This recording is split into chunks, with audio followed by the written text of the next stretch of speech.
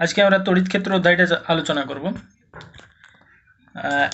প্রথমে আমাদের এই অধ্যায়ের শুরুতেই আমাদের যেটা জানতে হবে, আমরা আগে পড়েছি যে দুটি স্থির আধান পরস্পরের উপর একটা বল প্রয়োগ করে। সে বলগুলো আকর্ষণ হতে পারে বা বিকর্ষণ হতে পারে। সমজাতীয় হলে বিকর্ষণ হবে এবং বিপরীত জাতীয় হলে আকর্ষণ হবে। কিন্তু এই আকর্ষণ বল বা বিকর্ষণ বলের মান কত হবে সেটা আমরা জানি না। সেটা আমরা জানতে পারবো কুলম্বের সূত্র থেকে।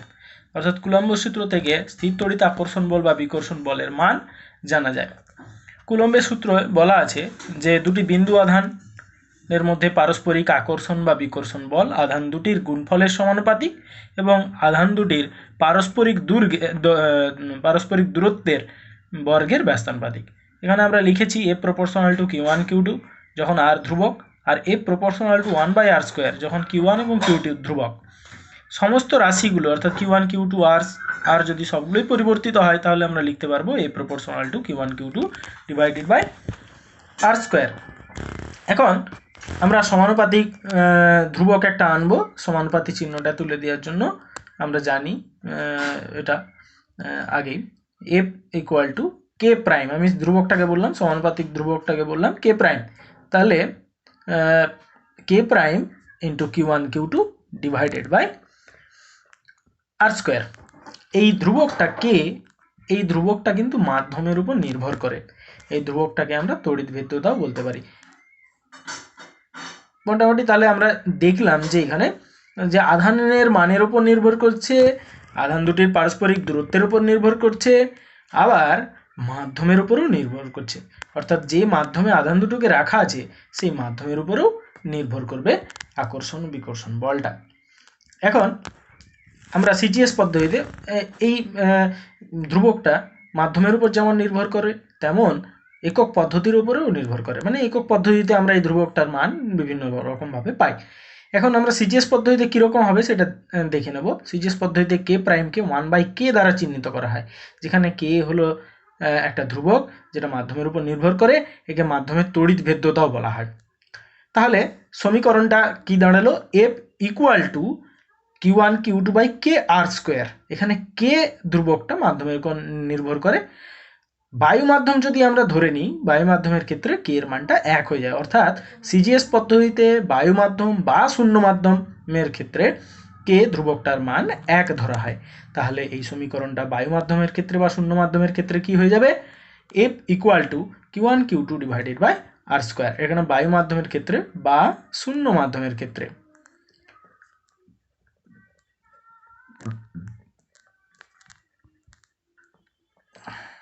এটা এবার দেখে নেব এসআই পদ্ধতিতে। এসআই পদ্ধতিতে কে প্রাইম এই ধ্রুবকটাকে লেখা হয় 1/4 এপসাইলন নট। এপসাইলন যদি যে কোনো মাধ্যমের ক্ষেত্রে এপসাইলন, বায়ু বা শূন্য মাধ্যমের ক্ষেত্রে আমরা বলেছি এই ধ্রুবকটাকে এপসাইলন নট দিয়ে চিহ্নিত করা হবে। এপসাইলন 0 বলতে পারো। হ্যাঁ, তাহলে এই এপসাইলন এটা হচ্ছে মাধ্যমের তড়িৎ ভেদ্যতা। শূন্য মাধ্যম যদি হয় মাধ্যমটা তাহলে এপসাইলন নট। এই এপসাইলন নটের একটা নির্দিষ্ট মান আছে। তাহলে দেখো সিজিএস পদ্ধতিতে মতো এসআই পদ্ধতিতে আমরা পেয়ে গেলাম 1/4 এপসাইলন দিলে সমীকরণটা হয়ে যাবে। অর্থাৎ বল কুলম্ব বল এর রাশিমালা হয়ে যাবে Q one Q two by 4 epsilon R square. বায়ু মাধ্যমের ক্ষেত্রে এপসাইলন নট, এই বায়ু মাধ্যম বা শূন্য মাধ্যমের ক্ষেত্রে তখন সমীকরণটা হয়ে যাবে F equal to Q one Q two divided by 4 epsilon not R square. এই এপসাইলন একটা ধ্রুবক রাশি, এর একটা মান আছে, এটা তোমাদের মনে রাখতে হবে। 8.854 ইন্টু 10⁻⁻12। আমরা এই যে সমীকরণ, এই সমীকরণ থেকে তোমরা একটু দেখবে এপসাইলন বা এপসাইলন নটের ইউনিটটা আমরা এটা পাবো coulomb square newton inverse metre to the power -2 এইটা। তাহলে 1/4 এপসাইলন। দেখো এপসাইলন নটের মানটা মনে রাখতে হবে, যেমন এটার থেকে বেশি গুরুত্বপূর্ণ হচ্ছে 1/4 এপসাইলন নট এর মান। 1/4 এপসাইলন নট এর মান হচ্ছে 9 × 10⁹ newton metre square coulomb to the power -2। তাহলে তোমরা ইউনিটগুলো একটু দেখে নেবে। এপসাইলনের ইউনিট সমীকরণটা থেকে এপসাইলন সমান লিখবে, ডান দিকে কি হবে সেই প্রত্যেকটা রাশির মান এককগুলো বসিয়ে দিলে আমরা এপসাইলন নটের বা এপসাইলনের অর্থাৎ তড়িৎ ভেদ্যতার এককটা আমরা পেয়ে যাব। এবার দেখো বায়ু বা শূন্য মাধ্যম ছাড়া অন্য যে কোনো মাধ্যমের ক্ষেত্রে আমরা সমীকরণটাকে কিভাবে লিখতে পারবো? আমরা সমীকরণটাকে লিখতে পারবো এইভাবে, F equal to Q one Q two by 4 pi epsilon R square. Epsilon হচ্ছে ওই মাধ্যমের তড়িৎভেদ্যতা। এই এপসাইলনকে আবার এটা লেখা হয় কে ইন্টু এপসাইলন নট। কেটাকে বলা হয় মাধ্যমের আপেক্ষিক তড়িৎভেদ্যতা। পরে আমরা এটা সম্পর্কে আলোচনা করব। তাহলে আমরা এইখানে কে এপসাইলন নট এই রাশি দিয়ে প্রকাশ করা হয় এপসাইলনটাকে। তখন আমরা F equal to Q one Q two by 4 pi K epsilon not into R square এইভাবে লিখতে পারবো সমীকরণটাকে। যাই হোক, এবার কুলম্বের সূত্রের ভেক্টর রূপ এটা আমাদের একটু দেখে নিতে হবে। দেখো আমরা এখানে একটা ডায়াগ্রাম ড্র করেছি। এটা একটা মূল বিন্দু, কিউ ওয়ান এবং কিউ টু দুটো বিন্দু আধান, কিউ টু দুটো বিন্দু আধান। দাঁড়াও খাতাটা একটু সোজা করে নিই, দেখা যাবে। তাহলে কিউ টু হচ্ছে বিন্দু আধান। এই মূল বিন্দু থেকে কিউ ওয়ান আধানের অবস্থান ভেক্টর বা পজিশন ভেক্টর সেটা হচ্ছে আর ওয়ান, আর কিউ টু হচ্ছে আর টু। এবারে দেখো কিউ ওয়ান দ্বারা কিউ টু আধানের উপর বল প্রয়োগ করবে, একই রকমভাবে কিউ টু কিউ ওয়ান আধানের উপর বল প্রয়োগ করবে এবং দুটো আধানের মান সমান হবে, সেটাও আমরা পেয়ে যাবো এখান থেকে। দেখো কিউ ওয়ান আধান দ্বারা কিউ টু আধানের উপর প্রযুক্ত বল এটাকে আমরা চিহ্নিত করছি F21 দ্বারা, F21 দ্বারা। তাহলে F21 এটা কি হবে? এই বলটা এটা ভেক্টর ফর্মে লিখেছি। দেখো Q one Q two by 4 pi epsilon naught এই ডিস্টেন্সটার স্কোয়ার। তাহলে এই ডিস্টেন্সটার একটা মান, ওটাকে R21 বলছি, এই ডিস্টেন্সটার ম্যাগনিটিউডটাকে R21 বলছি, তার স্কোয়ার। এখানে দিকটা আমাকে বোঝাতে হবে। কিউ ওয়ান আমি এটা তো চিহ্ন জানি না, চিহ্নটাও এর মধ্যে নিহিত আছে। যদি মাইনাস হয় তাহলে সে কীরকম হবে? আমি কিছু চিহ্ন নেই, এটা plus Q one plus Q two ধরে নিয়েছি। তাহলে এ কি করবে? এর ওপর এই দূরের দিকে বল অনুভব করবে। দেখো R21টাকে আমরা ওইভাবেই দেখিয়েছি। R21টা হচ্ছে এই ভেক্টরটা, মানে কিউ ওয়ান থেকে কিউ টু ভেক্টর। এবার এর মানটা ত্রিভুজের সূত্র অনুসারে আমরা পেয়ে যাব R2 minus R1 that is equal to R21। আমরা সেটাকে লিখেছি R21 equal to R2 minus R1। তাহলে R21 vector equal to R21 minus R1, R2 minus R1 vector divided by R2 minus R1 vector mod. এইটাকেই আমরা বলছি R21 cap, আর এই mod শুধু নিচের মডটাকে বলছি R21 ভেক্টর, যেখানে আমরা এটা লিখেছি। তাহলে দেখো কিউ1 কিউ2 by 4 pi epsilon not R21 square R21 cap, এটা একক ভেক্টরের মান 1। তাহলে এই মানটার সঙ্গে দেখো কুলম্বের সূত্রের মিল আছে। এবার এটাকে যদি আমি ভেক্টর আকারে লিখি, যেমন এখানে লিখেছি R21 ভেক্টর, দেখো R21 ভেক্টর মানে এইটা R21 ক্যাপ মানে R21 vector divided by R21 ম্যাগনিটিউডটা। তাহলে R21 ভেক্টর, এটা তো R21 ভেক্টর, তাহলে R21 ভেক্টর সমান R21 ক্যাপ ইন্টু এইটা। তাহলে উপরে আমি এটাকে যদি লিখি ভেক্টর ফর্মে, তাহলে দেখো এই ক্যাপটাকে আমাদের লিখে দিতে হবে R21 vector divided by R21। তাহলে আর একটা নিচে R21 চলে আসবে, তাহলে R21 কিউব হয়ে যাবে। এইভাবে আমরা R21 ভেক্টরটা লিখব। একই রকমভাবে আমরা দেখব, একই রকমভাবে Q2 আধান দ্বারা Q1 আধানের উপর প্রযুক্ত বল, এটাকে F12 বলা হচ্ছে। দেখো Q1 Q2 বাই R12 হয়ে যাবে। R12টা এইখানে ভেক্টর, দেখো R12 এইদিকে কাজ করবে, তখন R1 মাইনাস R2, সেটাকেই আমরা এখানে লিখেছি R1 মাইনাস R2, সেটাকে R12 ভেক্টর। একই রকমভাবে R21 ক্যাপটাও আমরা বের করেছি। R1 মাইনাস R2 ভেক্টরের মড হচ্ছে R12। দেখো এইখানে সেই মানগুলোকে এভাবে লিখেছি R12 divided by 4 pi epsilon naught R12 square আর R12 ক্যাপ। আর ভেক্টর ফর্মে যদি আমি লিখি, মানে ভেক্টর আকারে লিখি, ক্যাপ না লিখে R12 ভেক্টর, তাহলে নিচে R12 কিউব চলে আসবে। তাহলে এইভাবে আমরা ভেক্টর ফর্মটা পেয়ে গেলাম। এবার দেখো তো একটু R21 মানে R2 মাইনাস R1, R12 মানে R1 মাইনাস R2। তাহলে এটাকে কি আমরা লিখতে পারি না? যে ধরো আমরা পরে ওটা দেখিয়েছি, আচ্ছা পরে ওটা দেখাচ্ছি। দেখো এখানে দেখো আমরা বায়ু বা শূন্য মাধ্যমের ক্ষেত্রে কী হবে, ধ্রুবকগুলো যেমন চেঞ্জ হয়, ওটা আগে এগুলো আমরা শূন্য মাধ্যমের ক্ষেত্রে বললাম, এপসাইলন নট বলে দিয়েছি। দেখো তো বায়ু মাধ্যম বা শূন্য মাধ্যম হবে এমন তো কথা নয়, অন্য মাধ্যম হতে পারে। তার ক্ষেত্রে ওই 4 পাই কে এপসাইলন নট, হ্যাঁ মানে এপসাইলন, এই যে 4 পাই এপসাইলন এটাও লিখতে পারো, অথবা কে এপসাইলন নট লিখতে পারো। পরে কেটা সম্পর্কে আমরা বলবো। দিয়ে এরকম শুধু ধ্রুবক রাশিটা পরিবর্তিত হবে, বাকিগুলো যেমন আছে তেমনই থাকবে। তাহলে এইভাবে আমরা R12 ভেক্টর এবং R21 ভেক্টর এই দুটো পেয়ে গেলাম। এবার দেখো R12 ভেক্টর মানে R1 vector minus R2 vector, minus common নিয়ে নিলাম, তাহলে কি হলো R2 vector minus R1 vector. এইটা মানে কি R21 ভেক্টর, R21 ভেক্টর, তার মানে R12 vector equal two minus R21 vector. দুটোর মান একই, বিপরীত ভেক্টর দেখতে পাচ্ছ, তাহলে মান একই কিন্তু দিকটা আলাদা। তাহলে F12 ভেক্টর এখানে দেখো F12 ছিল, আর মানটা যেহেতু সমান R12 কিউব আর R21 কিউব একই হবে, এখান থেকে আমরা লিখে দিতে পারছি। কিন্তু এখানে কী ছিল, F12 জায়গায় R12 ভেক্টর। এই R12 ভেক্টর ইকুয়াল টু দেখো R21 vector with a negative sign. তাহলে এইটা যখন আমরা মাইনাসটা সামনে নিয়ে গেলাম, এবার এই পুরো অংশটা দেখো F21 ভেক্টরের মতো, আগেরটার সঙ্গে মিলিয়ে দেখবে F21 ভেক্টর। তাহলে F12 vector equal two minus F21 vector. দেখো তার মানে প্রত্যেকটা আকর্ষণ বলের মান দুটো একই কিন্তু দিকটা আলাদা। F12 আর F21 বিপরীত ভেক্টর। বিপরীত ভেক্টর তখনই হবে যাদের মান দুটো সমান এবং দিকটা বিপরীত হলে তবেই বিপরীত ভেক্টর বলতে পারবো। তাহলে এক্ষেত্রে বল দুটোর মান সমান কিন্তু দিক আলাদা, অর্থাৎ প্রত্যেকটা বস্তু বিন্দু আধান অন্য একটা বিন্দু আধানের উপর একই পরিমাণ বল প্রয়োগ করবে কিন্তু বলের অভিমুখটা বিপরীত দিক হবে। এবার আধানের একক আমরা জানি, আধানের এসআই পদ্ধতিতে আধানের একক হচ্ছে কুলম, সিজিএস পদ্ধতিতে আধানের একক স্ট্যাট কুলম, বা এটাকে ইএসইউ বলে। স্ট্যাট কুলমটাকে এরকম লেখা হয়, স্ট্যাটটা স্মল আর ক্যাপিটাল সি দিয়ে লেখা হয়, পাশাপাশি লেখা হয়।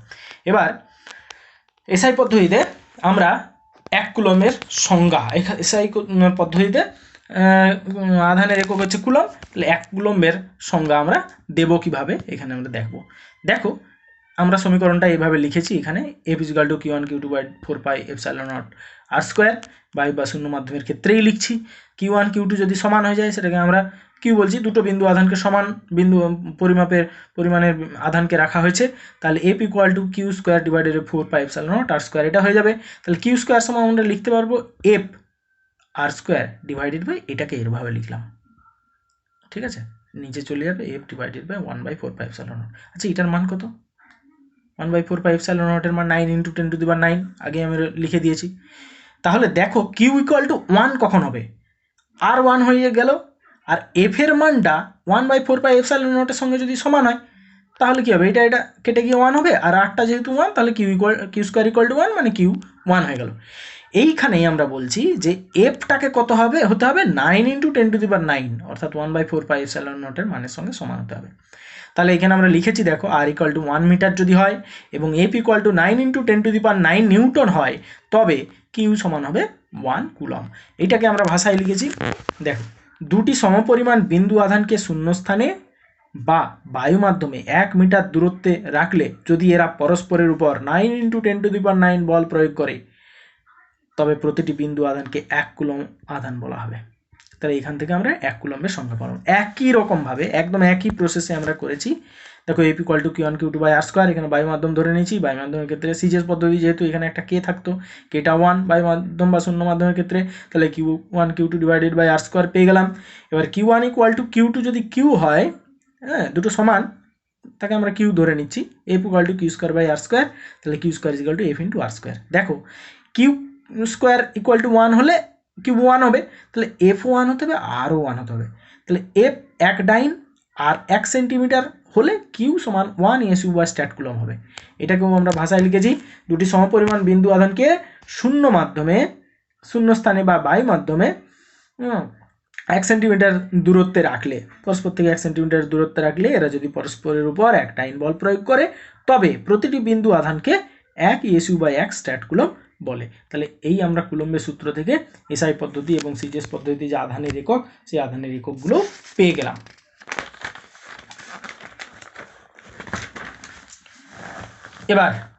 এবার সেই কে আমরা বলছিলাম epsilon is equal to K epsilon not, ওটা লিখতে পাচ্ছি কেন, দেখো মাধ্যমের পরাবৈদ্যুতিক ধ্রুবক বলে একটা রাশি আছে যেটা হচ্ছে কে দ্বারা চিহ্নিত করা হয়। এই যে কে মাধ্যমের পরাবৈদ্যুতিক ধ্রুবক, এই রাশিটা হচ্ছে কে দ্বারা চিহ্নিত করা হয়। কে সমান কি এপসাইলন বা এপসাইলন নট, অর্থাৎ কোনো মাধ্যমের তড়িৎ ভেদ্যতা ডিভাইডেড বাই শূন্য মাধ্যমের তড়িৎ ভেদ্যতা, এই রাশিটাকে বলা হয় আপেক্ষিক তড়িৎভেদ্যতা বা মাধ্যমের পরাবৈদ্যুতিক ধ্রুবক। দেখো এইটাকে এপসাইলন বা এপসাইলন এটাকে এপসাইলন আর এটাকে বলা হয় রিলেটিভ পারমিটিভিটি। পারমিটিভিটি মানে তড়িৎভেদ্যতা, রিলেটিভ পারমিটিভিটি মানে আপেক্ষিক তড়িৎভেদ্যতা, এটাকে আপেক্ষিক তড়িৎভেদ্যতাও বলা হয় বা পরাবৈদ্যুতিক ধ্রুবকও বলা হয়। কে ইকুয়াল টু এপসাইলন আর, দুটোর মান একই হবে এবং এদের নাম হচ্ছে আপেক্ষিক তড়িৎভেদ্যতা। মিউ আরটাকে রিলেটিভ, মিউ আর মানে মিউ রিলেটিভ, রিলেটিভ পারমিটিভিটি আপেক্ষিক তড়িৎভেদ্যতা বলা হয়। আর কেটাকে বলা হয় মাধ্যমের পরাবৈদ্যুতিক ধ্রুবক। কে দিয়ে প্রকাশ করলে মাধ্যমের পরাবৈদ্যুতিক ধ্রুবক। আর যদি এপসাইলন আর দেখি তাহলে আপেক্ষিক তড়িৎভেদ্যতা। ওই দুটো মান একই রকম হয়, একই রকম নয়, একই হয়। দেখো এরপর আমরা চলে যাব তড়িৎ ক্ষেত্র। তড়িৎ ক্ষেত্র সংজ্ঞা আমরা পড়েছি, তবু একটু বলে দিই।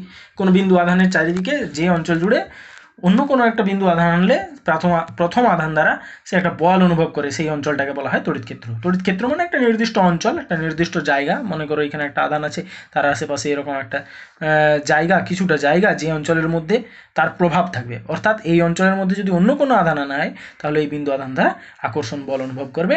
এই অঞ্চলটাকে বলা হয় তড়িৎ ক্ষেত্র। যদিও কুলম্বের সূত্রানুসারে স্থির তড়িৎ আকর্ষণ বলটা অসীম পর্যন্ত বিস্তৃত, তাহলে ক্ষেত্রটাও অসীম পর্যন্ত বিস্তৃত। এইটা হচ্ছে ব্যাপার।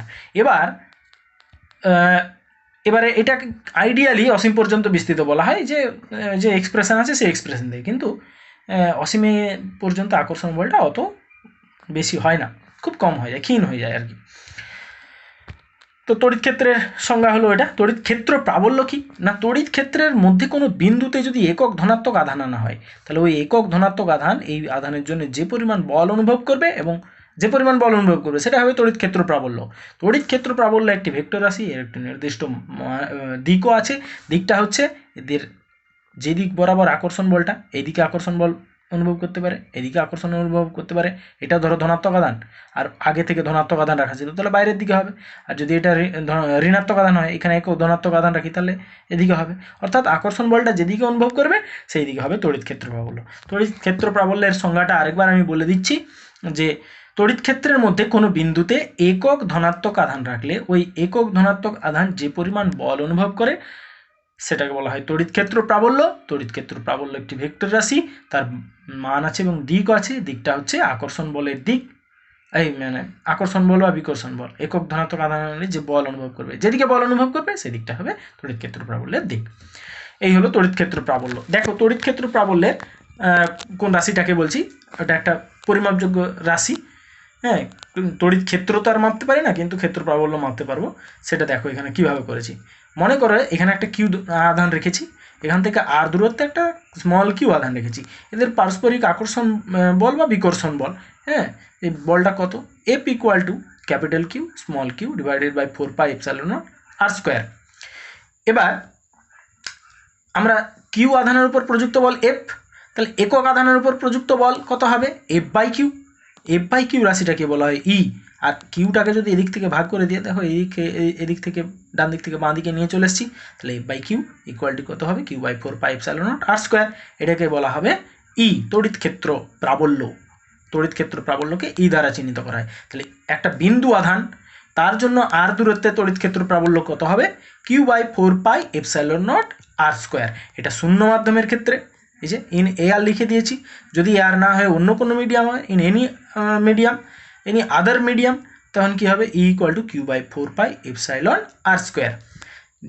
তাহলে E equal to 4 pi K epsilon not, আমরা দেখেছি এপসাইলনের জায়গায় কে এপসাইলন নট লিখতে পারি, K epsilon not R square. এবারে সিজিএস পদ্ধতিতে দেখো E equal to Q by R square, কারণ এখানে কে ইকুয়াল টু 1 ছিল আর এখানে স্মল কিউ ছিল, স্মল কিউটাকে নিচে নিয়ে চলে এলাম, এফ বাই ওটা নিয়ে চলে এলাম, তাহলে এফ ইকুয়াল টু আমি লিখেই দিচ্ছি, F equal to Q capital Q small Q divided by এখানে আর স্কোয়ার, যেহেতু কেটা 1 বাই ওয়া শূন্য মাধ্যমের ক্ষেত্রে আমরা বলছি, তাহলে কিউটাকে এখানে ভাগ করে দিলে এফ বাই কিউ হচ্ছে E, that is equal to Q by R square, Q by R square. তাহলে এখানে E equal to Q by R square, এটা in air any other medium equal to Q by K R square. এইখানে দেখো CGS পদ্ধতি যে কে লিখছি পরাবৈদ্যুতিক ধ্রুবক, আর এইখানে যে কে লিখছি এই দুটো কে কিন্তু আসলে একই মান দেবে, ঠিক আছে, একই মান দেবে। এই হলো ব্যাপার। এবারে দেখো তড়িৎ ক্ষেত্র প্রাবল্য আর তড়িৎ ক্ষেত্র প্রাবল্য থেকে আমরা তড়িৎ ক্ষেত্র প্রাবল্য যে কোনো একটা বিন্দুতে পেয়ে গেলাম, এর একটা বিন্দু আধান, এই বিন্দু আধান থেকে কিছু একটা দূরে এইখানে একটা বিন্দু নিয়েছি, এই বিন্দুতে ক্ষেত্র প্রাবল্য আমি জানি সেটা হচ্ছে ই। এবার এখানে যদি কিউ পরিমাণ আধান রাখি সে কত বল অনুভব করবে, সেটা F equal to Q into E. আমরা আগেই দেখেছি E equal to F by Q লিখলাম, equal to F by Q, তাহলে F equal to E into Q.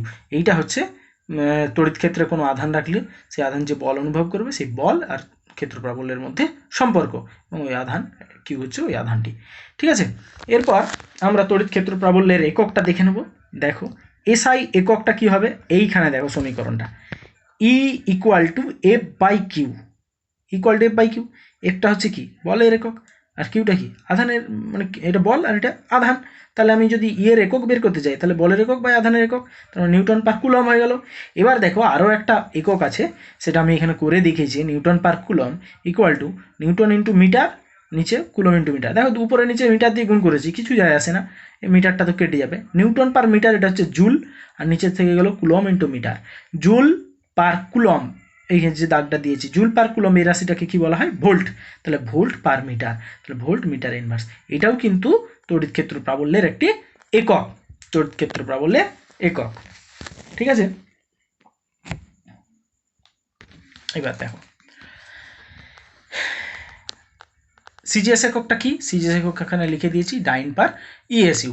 এখানে 1 নিউটন পার কুলম আর সিজিএস একক ডাইন পার ইএসইউ, এদের মধ্যে সম্পর্কটা পাবো 1 newton per 1 coulomb, 1 newton per coulomb, 1 newton সমান 10 টু দি পাওয়ার 5 ডাইন, আর 1 coulomb equal to 9 into 10 to the power 9 ESU. তাহলে এখান থেকে আমরা পেয়ে গেলাম 1/3 into 10 to the power 4 dyne per ESU. তাহলে 1 newton per coulomb equal two 1/3 into 10 to the power 4 dyne per ESU. তাহলে CGS এবং এসআই এর মধ্যে সম্পর্কটা আমরা পেয়ে গেলাম। আচ্ছা দেখো এরপরে বিন্দু আধানের জন্য ক্ষেত্র প্রাবল্য আমরা এটা আগেই বলে দিয়েছি, হ্যাঁ, যেখানে বিন্দু আধান থাকলে এখানে একক ধনাত্মক আধান রাখলে যে একক ধনাত্মক আধান যে বল অনুভব করবে সেটা হবে ক্ষেত্র প্রাবল্য, equal to Q by 4 pi epsilon R square, আর Q by 4 pi K epsilon R square. এটা এসআইতে সিজিএস এইটা, আর শূন্য মাধ্যমের ক্ষেত্রে আমরা জানি এখানে কেটা 1 হয়ে যাবে, এখানে কে 1 হয়ে যাবে, তাহলে শূন্য মাধ্যমের ক্ষেত্রে পেয়ে যাব। তাহলে এইভাবে আমাদের তড়িৎ ক্ষেত্র প্রাবল্য সম্পর্কে আমরা এইটুকু জানলাম। এবার আহিত পরিবাহী নিকটবর্তী কোনো বিন্দুতে ক্ষেত্র প্রাবল্য, মনে করো মানে বলা হচ্ছে একটা পরিবাহী তার খুব কাছে মানে তার সারফেসের গায়ে আমি একটা বিন্দু নিয়েছি। এখানে আমি ছবিতে দেখিয়েছি, দেখো আমরা হিসাবের সুবিধার্থে একটা গোলক ধরে নিয়েছি, গোলাকার একটা বস্তু, গোলাকার বস্তুর ঠিক যে তলটা তার পাশেই একটা বিন্দু, তার মানে এই গোলকের কেন্দ্র থেকে এর দূরত্বটা ব্যাসার্ধের সঙ্গেই সমান হয়ে যাবে। এবার ওই পি বিন্দুতে আমরা ক্ষেত্র প্রাবল্য বের করব। যখন ক্ষেত্র প্রাবল্য বের করা হবে তখন ধরে নেওয়া হয় হিসাব করে, এটা প্রমাণও করা যায়। আর আমরা ওই প্রমাণটা না করে ধরে নিচ্ছি যে প্লাস কিউ যে পরিমাণ আধান, মানে এই গোলকটাকে প্লাস কিউ পরিমাণ আধান দেওয়া হয়েছে, সেই আধানটা কোথায় থাকবে, আধানটার জন্য এই বিন্দুতে তড়িৎ ক্ষেত্র প্রাবল্য কত হবে সেটা আমাদের বের করতে হবে। এখানে বলা যায় যে আধানটা অ্যাকচুয়ালি বাইরের পৃষ্ঠে থাকে, কিন্তু যখন আমরা পি বিন্দুতে তড়িৎ ক্ষেত্র প্রাবল্য বের করব তখন যদি আধানটাকে ধরে নিই যে আধানটা এই গোলকের কেন্দ্রীভূত আছে, তাহলে কিন্তু কোনো ভুল হবে না, একই হিসাব আসবে, এটা প্রমাণ করা যায়। তো এখানে আমাদের প্রমাণ করছি না, আমরা ওটা ধরে নিচ্ছি। তাহলে মোট আধানটা ধরে নিচ্ছি এই গোলকের কেন্দ্রে আছে, তাহলে কেন্দ্র থেকে এই পি বিন্দুর দূরত্ব হচ্ছে কত আর, তাহলে দেখো এখানে যদি একক ধনাত্মক আধান রেখে দিই, সে যে বল অনুভব করবে সেটাই তড়িৎ ক্ষেত্র প্রাবল্য। তাহলে এখানে +1 আধান রেখে দিলাম, +1 আধান যদি এখানে রেখে দিই তাহলে এই আধান যে বল অনুভব করবে সেই বলটা কত হবে না E equal to Q into 1/4 pi epsilon, ওটা এইখানে কিউ এটা 1, হ্যাঁ একক ধনাত্মক আধান রেখেছি, তাহলে সেইটাই হবে তড়িৎ ক্ষেত্র প্রাবল্য। তাহলে ইকুয়াল টু কিউ/4 পাই এপসাইলন আর স্কোয়ার। আমি এটাকে একটু লিখে দিলাম, দেখো এই এপসাইলনটাকে লিখলাম কি এপসাইলন নট, আর কিউ/4 পাই আর স্কোয়ার, এটাকে এইভাবে লিখলাম। আচ্ছা কিউ/4 পাই আর স্কোয়ার এই রাশিটা কী রাশি বলো তো? এটা আগের চ্যাপ্টারে আমরা পড়েছিলাম আধান ঘনত্ব, আধানের তলমাত্রিক ঘনত্ব, ঠিক আছে, আধানের তলমাত্রিক ঘনত্ব। তাহলে এইখানে দেখো আমরা লিখেছি সিগমা আধানের তলমাত্রিক ঘনত্ব, এই সিগমাটা হচ্ছে কিউ/4 পাই আর স্কোয়ার, তাহলে এই রাশিটা হলো সিগমা, আর এখানে 1/k এপসাইলন নট, তাহলে 1/k epsilon not into sigma, তার মানে সিগমা/k এপসাইলন নট। এইখানে তড়িৎ ক্ষেত্র প্রাবল্য পেলাম। দেখো এখানে কিন্তু দূরত্বটার উপর নির্ভর করছে না, আর এখানে ওরকম কোনো রাশি নেই, আধানও নেই, এখানে কিউব আধান তার উপরও নির্ভর করছে না, নির্ভর করছে কি না এই আধানের তলমাত্রিক ঘনত্ব।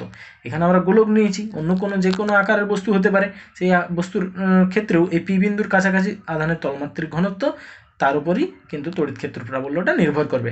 এখানে আমরা লিখেছি দেখো ক্ষেত্র প্রাবল্য equal to 1/k epsilon not into ওই বিন্দুর নিকটবর্তী অংশে আধানের তলমাত্রিক ঘনত্ব, অর্থাৎ 1/k এপসাইলন নট ইন্টু ওই বিন্দুর নিকটবর্তী অংশে আধানের তলমাত্রিক ঘনত্বের গুণফলটাই হবে ক্ষেত্র প্রাবল্য। এটাকে বলা হয় কুলম্বের উপপাদ্য। তাহলে এই কুলম্বের উপপাদ্য কেন বলা হচ্ছে উপপাদ্য, যে কোনো পরিবাহীর একদম নিকটতম বিন্দুতে ক্ষেত্র প্রাবল্যটা একটা এই তো আধানের তলমাত্রিক ঘনত্ব 1/k এপসাইলন নট। এখানে দেখো কেটাও ধ্রুবক, এপসাইলন নটও ধ্রুবক কোনো একটা মাধ্যমের ক্ষেত্রে। তাহলে এটা একটা প্রায় ধ্রুবক রাশি, মানে যদি আধানের তলমাত্রিক ঘনত্ব অপরিবর্তিত থাকে তাহলে মোটামুটি নিকটবর্তী সমস্ত বিন্দুতেই যেমন আকারের পরিবাহী হোক তার ক্ষেত্রে তো ক্ষেত্র প্রাবল্যটা একই থাকবে। এইটা হচ্ছে কুলম্বের উপপাদ্য নামে পরিচিত। এবার তড়িৎ বলরেখা সম্পর্কে আমরা জানব। তড়িৎ বলরেখা কি?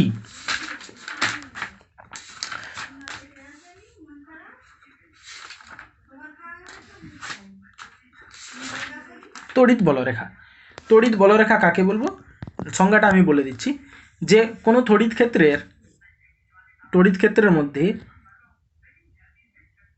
একটি সর্ববাধামুক্ত বিচ্ছিন্ন আধানকে যদি ছেড়ে দেওয়া হয়, বিন্দু আধান অবশ্যই, বিন্দু আধানকে যদি ছেড়ে দেওয়া হয়, সেই বিন্দু আধান যে পথে গমন করবে সেই পথটাকে বলা হবে তড়িৎ বলরেখা। অর্থাৎ কোনো তড়িৎ ক্ষেত্রের একটি সর্ববাধামুক্ত বিন্দু আধানকে, অবশ্যই ধনাত্মক বিন্দু আধানকে যদি ছেড়ে দেওয়া হয়, সেই ধনাত্মক বিন্দু আধান যে পথে গমন করবে সেই পথটাকেই বলা হবে বলরেখা। তাহলে বলরেখা, মনে করো এইখানে একটা আমি ধনাত্মক আধান রাখলাম, ধনাত্মক আধান থেকে কি হবে, বলরেখাগুলো এরকম, এই তড়িৎ ক্ষেত্রের মধ্যে যদি এখানে একটা ধনাত্মক আধানকে, মুক্ত ধনাত্মক আধানকে যদি ছেড়ে দেওয়া হয় তাহলে এই পথে গমন করবে, তাহলে এইগুলো হচ্ছে বলরেখা। এইটা হচ্ছে একটা বিন্দু আধানের ক্ষেত্রে। যদি এটা ঋণাত্মক আধান নেই, ঋণাত্মক আধানের ক্ষেত্রে কি হবে, এগুলো কেন্দ্রমুখী হবে, এগুলো কেন্দ্র বহির্মুখী, আর এটা কেন্দ্রাভিমুখী হবে, তাহলে এরকম হবে। আবার অন্যান্য ধরনের বিভিন্ন ধরনের হতে পারে, বিভিন্ন চার্জ ডিস্ট্রিবিউশন যেমন থাকবে, মানে চার্জ যেমন থাকবে, যেমন ধরনের চার্জ থাকবে তার উপর নির্ভর করে বলরেখাগুলো বিভিন্ন রকম হবে। আমি কয়েকটা ছবিও তোমাদের পরে একটু দেখাবো। তার আগে আমাদের বলরেখার ধর্মগুলো সম্পর্কে জেনে নিতে হবে। বলরেখার ধর্ম কি? বলরেখা সবসময় ধনাত্মক আধান থেকে শুরু হবে এবং ঋণাত্মক আধানে গিয়ে শেষ হবে। বলরেখা শুরু হবে ধনাত্মক আধান থেকে আর শেষ হবে গিয়ে ঋণাত্মক আধানে। ধনাত্মক আধানে শুরু হবে, ঋণাত্মক আধানে গিয়ে শেষ হবে। দুটি বলরেখা কখনো পরস্পরকে ছেদ করতে পারবে না। দুটি বলরেখা, ধরো এটা একটা বলরেখা, এটা একটা বলরেখা, এরকম ছেদ করে গেল, এটা কখনো সম্ভব নয়। কেন সম্ভব নয়?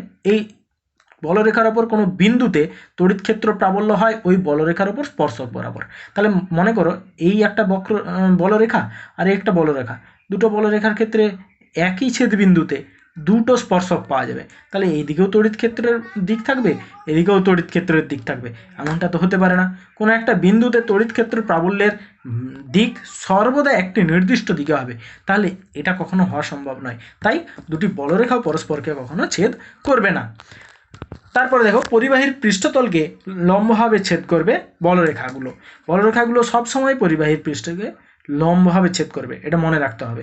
অর্থাৎ পরিবাহী পৃষ্ঠ থেকে যদি বলরেখাটা বেরোয়, অর্থাৎ ধনাত্মক তড়িৎগ্রস্ত কোনো পরিবাহী হয়, তাহলে সেখান থেকে বলরেখাগুলো যখন বেরোবে তলের সঙ্গে লম্বভাবে বেরোবে। আর যদি ঋণাত্মক আধানে আহিত হয় কোনো পরিবাহী, তাহলে ওই পরিবাহীতে লম্বভাবে ছেদ করবে বলরেখাগুলো। আচ্ছা, দৈর্ঘ্য বরাবর সংকুচিত হওয়ার চেষ্টা করে বলরেখাগুলো। দেখো একটা যেমন ইলাস্টিক, যে কোনো ইলাস্টিককে আমি টেনে বাড়িয়ে দিলে সে তার দৈর্ঘ্য বরাবর সংকুচিত হতে চায়, এখানে বলরেখাগুলো তার দৈর্ঘ্য বরাবর সংকুচিত হতে চায়। দেখো একটা বলরেখার দুই বিপরীত প্রান্তে কোন আধান আছে? দুটো বিপরীত আধান, একটা ধনাত্মক একটা ঋণাত্মক আধান। আর আমরা জানি ধনাত্মক আধান এবং ঋণাত্মক আধান পরস্পরকে আকর্ষণ করে।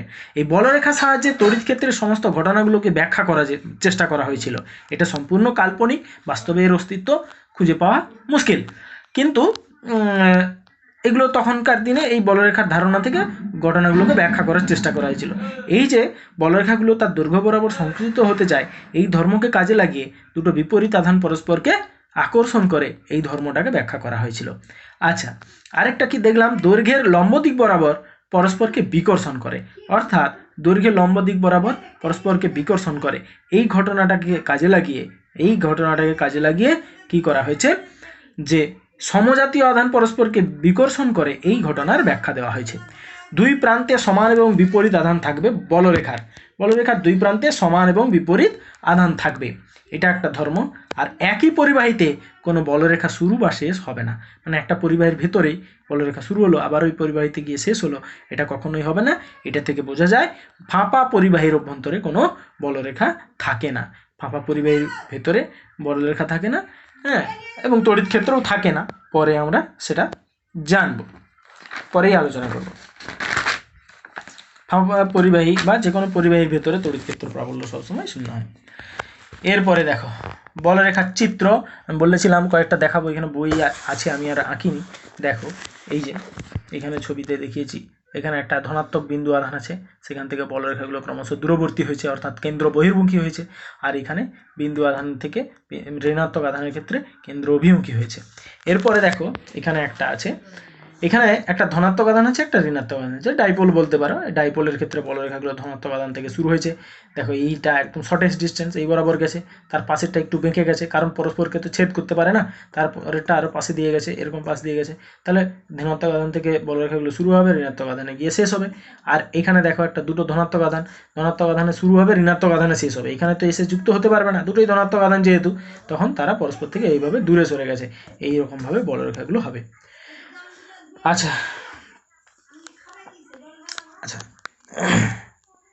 এখানে দেখো আরেকটা জিনিস এখানে দেওয়া আছে, দেখো এইখানে একটা, এই চিত্রটা মনে রাখবে, দুটো কাছাকাছি পাত রাখা আছে, একটা ধনাত্মক আধানায়িত, একটা ঋণাত্মক আধানায়িত। ভেতরে বলরেখাগুলো দেখো সমদূরবর্তী, পরস্পরের দূরত্ব সমান, আর একদম প্রান্তেরগুলো সামান্য বেঁকে যায়, কিন্তু যদি খুব কাছে থাকে ধরে নেওয়া হয়েছে ভেতরের সমস্ত জায়গায় বলরেখাগুলো সমান দূরত্বে অবস্থান করে। এইটা সুষম তড়িৎ ক্ষেত্রের ক্ষেত্রেই সম্ভব। সুষম তড়িৎ ক্ষেত্র কাকে বলে এবং তড়িৎ ক্ষেত্র বলরেখার সাহায্যে তড়িৎ ক্ষেত্র প্রাবল্যের সংজ্ঞাটা আমরা কিভাবে দেব, এইটাও আমরা দিচ্ছি। দেখো বলরেখার সাহায্যে তড়িৎ ক্ষেত্র প্রাবল্যের সংজ্ঞা। তড়িৎ ক্ষেত্র প্রাবল্যের সংজ্ঞা এইভাবে দেওয়া হয়, যে কোনো বিন্দুর চারিদিকে একক ক্ষেত্রফল নিয়েছি, ওই একক ক্ষেত্রফলের মধ্যে দিয়ে অতিক্রান্ত বলরেখার সংখ্যাকেই বলা হবে ওই বিন্দুতে তড়িৎ ক্ষেত্র প্রাবল্য। দেখো এখানে লিখেছি, তড়িৎ ক্ষেত্রের কোনো বিন্দুতে তড়িৎ ক্ষেত্র প্রাবল্যের মান ওই বিন্দুর চতুর্দিকস্থ একক ক্ষেত্রফলের মধ্য দিয়ে লম্বভাবে অতিক্রান্ত বলরেখার সংখ্যা সমান হয়।